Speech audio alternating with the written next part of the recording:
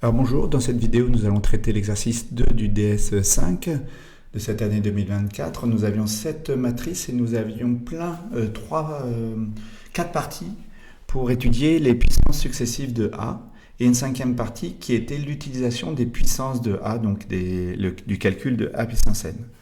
Alors pour la première partie, on a introduit une matrice qui était une matrice B définie comme 1/4 de A moins I. Alors le calcul de B était assez simple et on obtenait la matrice suivante. Or cette matrice, on remarque bien évidemment que tous les vecteurs lignes, tous les vecteurs lignes ici sont collinéaires. Les deux derniers sont égaux et le premier c'est -2 fois le second. Donc ça c'était intéressant puisque ça veut dire que la matrice était de rang 1. Donc ça c'est une remarque en passant. Rang B de B égale 1. Ensuite, puisque les trois vecteurs sont collinaires. Donc ensuite, si on calculait B carré, on obtenait -B. Alors, dans une deuxième question, on voulait exprimer A sous la forme d'une combinaison linéaire de I et de B. C'est-à-dire que, quel que soit n appartenant à grand N, il existe UN tel que A puissance n égale B plus UN, I plus UNB. Donc appartient avec, juste c'est une remarque, de IB, puisqu'il s'écrit comme combinaison linéaire de I et B. Bien sûr, il n'est pas du tout indispensable de comprendre ça pour répondre à cette question. Donc là, l'hypothèse de récurrence, c'est ceci. Donc pour tout n, il existe, donc ça c'est l'hypothèse de récurrence que l'on va démontrer. Et ensuite, pour le rang initial, c'était évident puisque deux choses, soit vous le montrez pour n égale 0, pour n égale à 0, et à ce moment-là, A puissance 0 c'est I, c'est donc I plus 0 fois B. Donc U0 égale à 0 pour ceux qui ont commencé à n égale 1. De cette égalité, on en déduit que A égale I plus 4B. Donc ici U1 égale 4. Donc on pose U1 égale 4 et P1 vrai. Donc on a P0, P1 vrai. Donc les deux hypothèses, P0 et P1, sont vraies.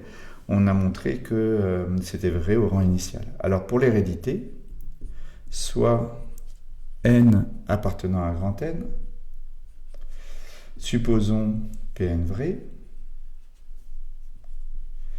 Donc là, pour montrer que c'est vrai au rang suivant, on va utiliser le fait que A puissance n plus 1, c'est égal à A fois A puissance n.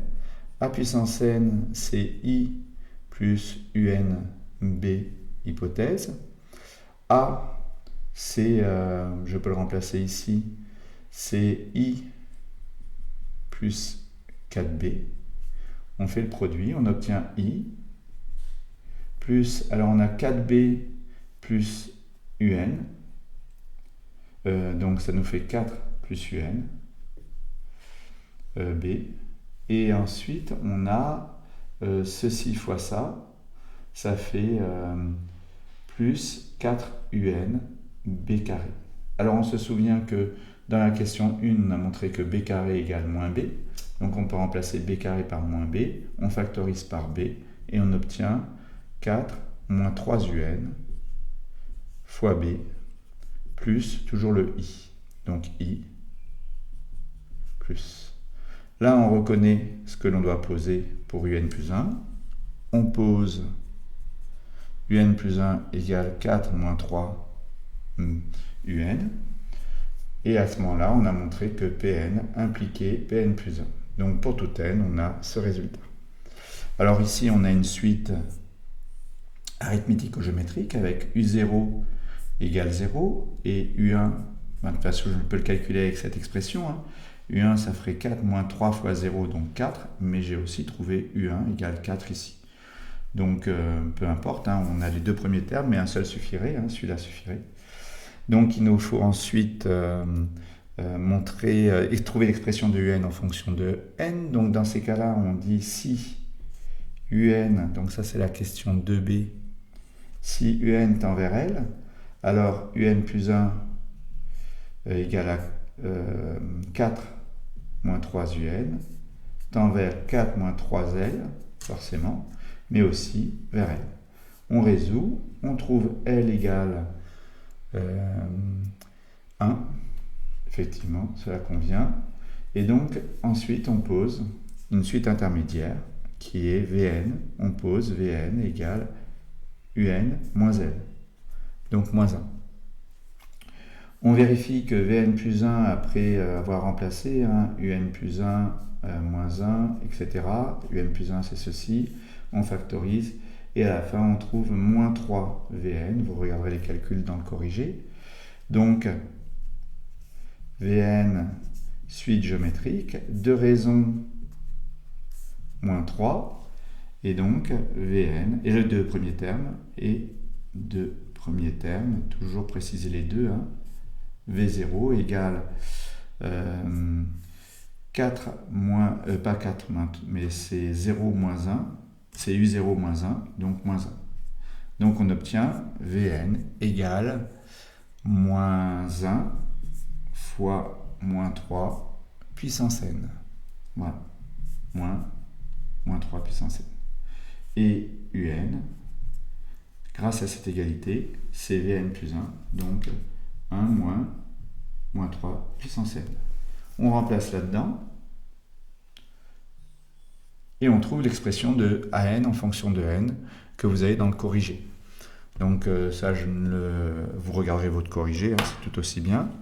Ensuite, pour le grand B, cette fois-ci, on va utiliser le binôme de Newton. Donc pour ça, il va falloir utiliser A comme une somme de deux matrices qui commutent. On va voir comment on procède. Donc la matrice que l'on utilisera pour cette partie-là est la matrice J ainsi définie. Donc on arrivera à exprimer A en fonction de J et de la matrice et d'une matrice qui sera la matrice identité. Donc comme ça, pour vérifier que J et la matrice identité commutent, comme I commute avec toute matrice, il n'y aura pas grand-chose à montrer. Il n'y aura pas besoin de faire les calculs. Et on pourra utiliser le binôme. Donc dans une première question, on vous demande d'abord, on étudie d'abord la matrice J. On remarque que J carré égale J. Donc J3 égale J et surtout JK égale J, quel que soit K appartenant à n étoiles. Alors le fait que ce soit dans n étoiles, c'est important parce que quand on utilisera le binôme, bien sûr, la somme, on sera obligé de sortir le terme en zéro lors de la somme. Alors on va le voir plus tard. D'abord, dans un premier temps, ici, vous dites par une récurrence évidente. Inutile de la faire. Quand c'est aussi évident que ça, de toute façon, je ne suis même pas sûr qu'il y ait des points qui soient donnés pour ça. Ensuite, on voulait étudier le fait que la matrice J n'était pas inversible. Alors, soit vous déterminez le rang en utilisant la méthode du pivot, soit vous déterminez le déterminant. On calcule par rapport au développement par rapport à cette colonne, et on obtient 0 fois quelque chose qui, de toute façon, peu importe, ça fera 0. 1 fois avec coefficient, comme on est sur la deuxième ligne, deuxième colonne, plus devant, fois 1, c'est celui-ci, fois ce qu'on appelle un mineur, c'est ça. Donc moins 1, moins 2, 1, 2. Alors comme ces deux vecteurs sont collinaires, de toute façon le déterminant sera nul, mais vous pouvez le calculer, ça fait 0, hein, c'est ça fois ça, moins ça fois ça. Ensuite, donc J non inversible. Voilà, je ne l'écris pas. Ensuite, dans la deuxième question, on veut trouver A sous la forme quelque chose fois I, et on trouve facilement que c'est moins 3 fois I plus 4 fois J. Si vous ne trouvez pas, vous mettez AI plus BJ, vous faites le calcul, vous trouvez une matrice 3, 3, vous dites égal A, vous écrivez la matrice, donc ceci égale ça, etc. Et vous trouvez à la fin A égale moins 3 et B égale 4. Donc bien sûr, on ne procède pas ainsi, hein. Si vous trouvez de tête directement le résultat, c'est immédiat. Surtout que là, sinon, on obtient 9 équations avec 2 inconnues. Il faudra utiliser les équations qui vous permettent le plus vite de conclure. Alors, si vous écrivez ceci, il suffit de vérifier ensuite que cela fonctionne. Ensuite, ici, comme moins 3i et 4j commutent, pas besoin d'expliquer pourquoi, puisque vous avez la matrice i ici, elle commute avec n'importe quelle matrice. Donc même moins 3i, ça commute avec n'importe quelle matrice. Et donc on peut calculer a puissance n en utilisant la méthode, le binôme de Newton. Donc binôme de Newton, si vous ne précisez pas ça, vous n'aurez pas tous les points. Donc a puissance n, c'est moins 3i plus 4j puissance n. Le binôme de Newton, somme de k égale 0 jusqu'à n des k parmi n. Facteur de moins 3 puissance... Alors c'est celui-ci que je mettrai à la puissance n moins k. Et celui-ci que je mets à la puissance k. Voilà. Ici, la somme de 0 à n, c'est pareil que la somme de 1 à n, mais il faut que je rajoute à ce moment-là le terme que je n'ai pas mis dans cette somme, ici. Donc le terme en 0, c'est 0 parmi n, moins 3 puissance n, 4 à la puissance 0, et j à la puissance 0, c'est-à-dire i. Dans le binôme, je vous ai dit que dans ces cas-là, c'est i. Là, cette valeur vaut 1. Ça, c'est 1. Donc, il reste plus que moins 3 puissance n fois i. Et ici, comme les jk sont égaux à j, on peut, à partir de 1, ça, jk égale j, on peut remplacer jk par j et factoriser donc par j. Puisque ça ne dépend pas du paramètre k, je peux le sortir.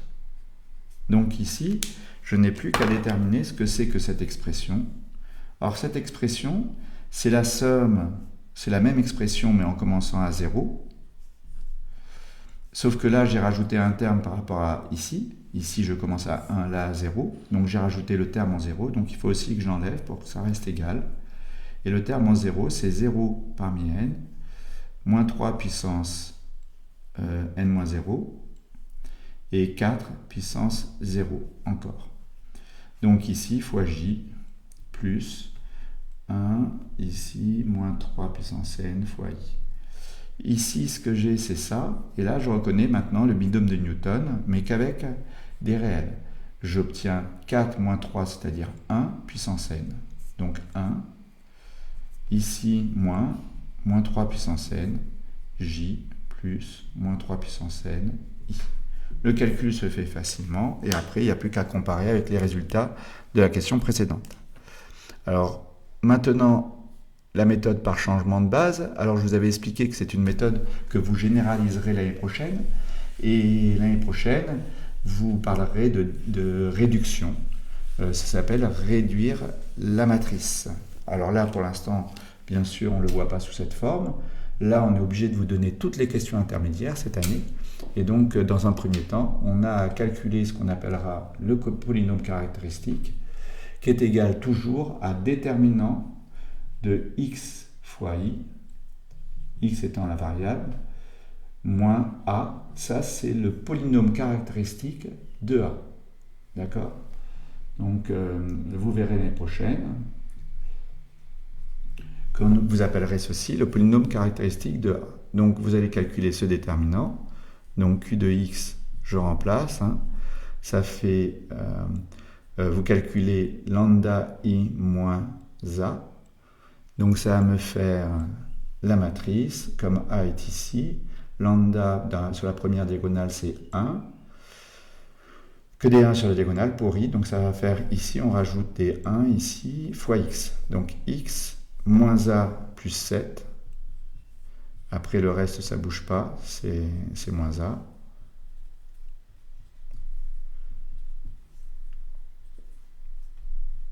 Voilà.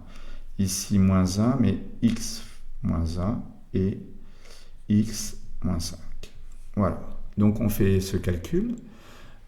Ici, on va développer par rapport à la deuxième colonne, comme ça nous permet d'avoir le maximum de la meilleure factorisation. Ici, on a 7 plus x, 8, moins 4, et 5, x moins 5. Ici, on fait ça fois ça, moins ça fois ça, et on obtient un polynôme du second degré qui est x carré plus 2x moins 3. Si vous développez, j'ai mis l'expression développée dans le corrigé. Ah non, je ne l'ai pas mis, mais vous l'avez trouvé de temps à autre. Et sinon, nous, on veut une forme factorisée pour trouver Q. Donc, on trouve que ceci, c'est, après avoir trouvé x1 et x2, c'est x moins 1, facteur de x plus 3. Donc, avec celui-ci, ça fera x moins 1 carré, facteur de x plus 3. Donc, Q de x égale à 0, si et seulement si x égale 1 ou x égale moins 3. Alors, ça c'est la première méthode. Deuxième méthode, pas première méthode, première étape, lorsqu'on veut diagonaliser une matrice, ou réduire une matrice, ou obtenir la matrice de changement de base qui nous permettra de trouver une matrice diagonale semblable à A. Tout ça, c'est des termes que vous verrez encore plus l'année prochaine. Enfin, semblable, vous l'avez déjà vu, mais je ne vais pas épiloguer dans cette partie-là, mais voilà ce que l'on fera ensuite, c'est qu'on cherchera le noyau des l'équerre de i moins lambda a, de lambda i moins a, pardon, lambda étant une des racines de q. Donc avec lambda décrivant, je devrais utiliser comme expression décrivant les racines qu'on a trouvées ici. Alors la première valeur c'est lambda égale 1, donc on cherche le quart de ceci. Quart de ceci, on a une matrice colonne qu'on note aussi grand X, mais qui n'a rien à voir avec celui-ci. C'est grand X écrit comme ça, appartient à ceci, si seulement si I moins A grand X, donc rien à voir avec celui-ci. Hein. Ça c'est un nombre, et ça c'est une matrice colonne. Et certains ont confondu, égale à matrice colonne égale à 0, 0, 0, 0. Donc ensuite, vous calculez cette expression, vous remplacez, vous calculez x et on trouvera un système qui est le système 8z moins 8x moins 8z égale à 0, moins 4x moins 4z égale à 0 et moins 4x moins 4z égale à 0. Donc si et seulement si, x égale moins z. Donc ici on a deux façons de le présenter, soit sous cette forme, c'est l'ensemble, alors on voit que y est un paramètre secondaire, hein. Ceux qui ont fait comme ça, ils ont trouvé effectivement qu'une seule ligne, voilà, 0, 0, 0, ils ont trouvé en équivalence en ligne, ceci après deux calculs très simples. Et donc, ils ont trouvé que c'était compatible, hein, puisque vous n'avez que des lignes de 0. Le rang, il n'y a qu'un seul pivot, donc c'est 1. Et donc deux variables secondaires qui sont y et z. Donc, tout est exprimé en fonction de y et z. Donc, x, c'est moins z. Donc, plus 0 y, si vous voulez. Y, c'est y, et z, c'est z. Donc, x, y, z, appartenant à R2. Alors, ça, c'est une première façon de présenter. Or, on constate aussi que ce vecteur s'exprime aussi comme z facteur de moins 1, 0, 0, 1, pardon, plus y facteur de 0, 1, 0.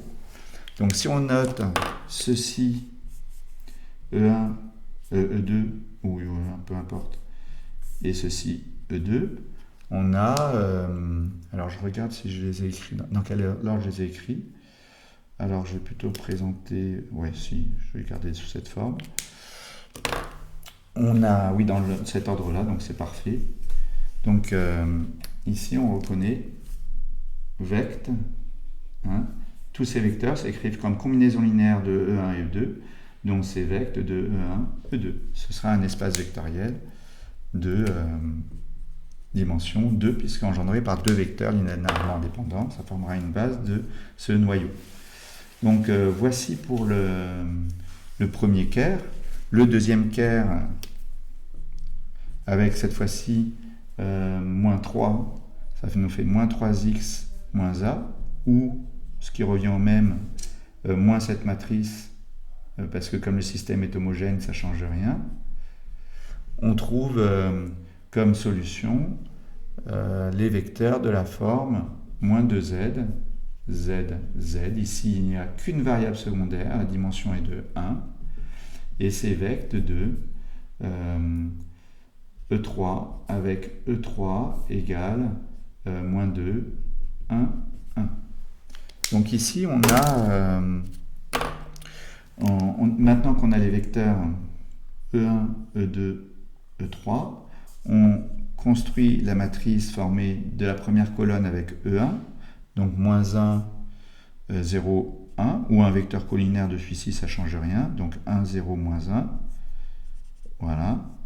C'est une matrice de changement de base. Aussi, vous verrez ça l'année prochaine.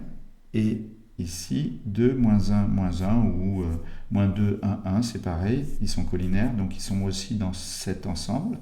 En fait, il faut deux vecteurs de cet ensemble, et linéairement indépendants, et un vecteur de cet ensemble, généralement on prend cela, ce qu'on a trouvé. Alors une fois qu'on a trouvé cette matrice, on a plusieurs méthodes pour trouver P-1, ça a été bien fait, donc je n'y reviens pas. Soit vous faites avec la méthode du pivot, soit avec le système. J'ai mis avec le système dans le corrigé. Donc maintenant, on trouve P-1 égale, après calcul, moins 1, 1, 1, 0, 1, 0, moins 2, 1, 1. Voilà. On calcule la matrice D égale à P-1 AP, et on trouve une matrice diagonale 1, 1, 0, moins 3. Les valeurs qu'on a trouvées comme racine de Q, avec l'ordre de multiplicité 2 pour la valeur 1. Et ça, donc, vous verrez toute cette théorie l'année prochaine. Là, on est obligé de tout vous donner, de tout vous expliquer. Donc, on obtient, je multiplie ici à gauche par P pour faire sauter le P-1. Donc, j'obtiens P fois D. Et puis, à droite, ici, il faut que je multiplie par P-1 pour supprimer le P. Donc, P-1. Et là, j'obtiens donc A. Et donc, A puissance n, c'est ceci à la puissance n, donc c'est ça fois ça n fois.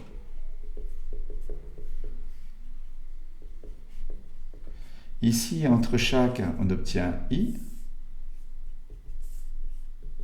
Donc, il saute et on obtient P fois D puissance n fois P-1. Et donc, la matrice D puissance n, ce sera ceci.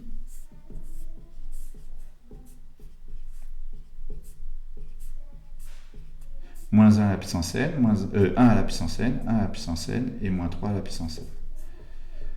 Une fois qu'on a calculé ça, maintenant qu'on a P et qu'on a P-1, on peut calculer A et on retrouve les expressions qu'on a trouvées dans les autres parties. Donc, on ne le fera pas là, bien sûr, mais vous avez le résultat sur le corrigé.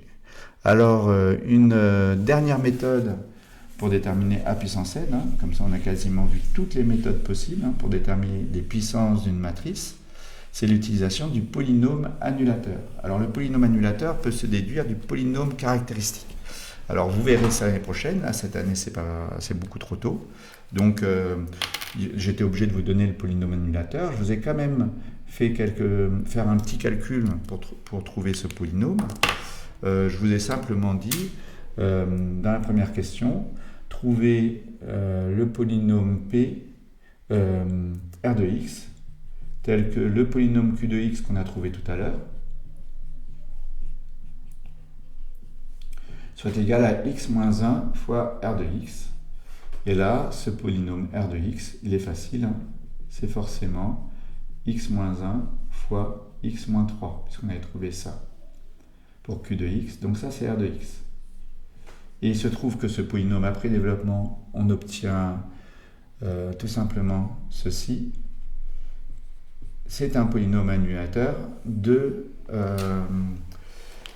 Alors il se trouve que le polynôme caractéristique est toujours divisé divisible par le polynôme annulateur. Le polynôme annulateur divisera ce polynôme. On verra plus tard ce que signifie diviser, mais enfin, Q de x est divisible par R de x si R de x fois un polynôme est égal à Q de x. C'est la définition qu'on verra, comme la définition que vous connaissez dans les entiers. Donc ce ne sera rien de bien nouveau par rapport à ce que vous connaissez déjà dans les entiers. On vérifie que R de A égale à 0. Ensuite, comme on avait fait assez souvent, on décompose x puissance n comme R de x fois un quotient qu'on ne cherchera pas à déterminer, K de x, plus un reste qui sera forcément de degré strictement inférieur à R de x, mais ça on verra plus tard pourquoi, donc là j'étais obligé de vous le donner. Pour trouver alpha n et bêta n, il faut remplacer x par les racines de R qui sont 1 et moins 3, pardon. Donc on obtient 1 puissance n, donc 1 égale alpha fois 1, puisque là ça va faire R de 1, ça vaut 0, plus bêta n. Et on trouve en remplaçant par moins 3 puissance n. Ça, R de moins 3, c'est 0. Donc ça, on ne l'écrit pas. Moins 3 fois alpha n plus bêta n. On a un système, on trouve alpha n égale, bêta n égale. Vous regarderez, vous essayerez de le faire.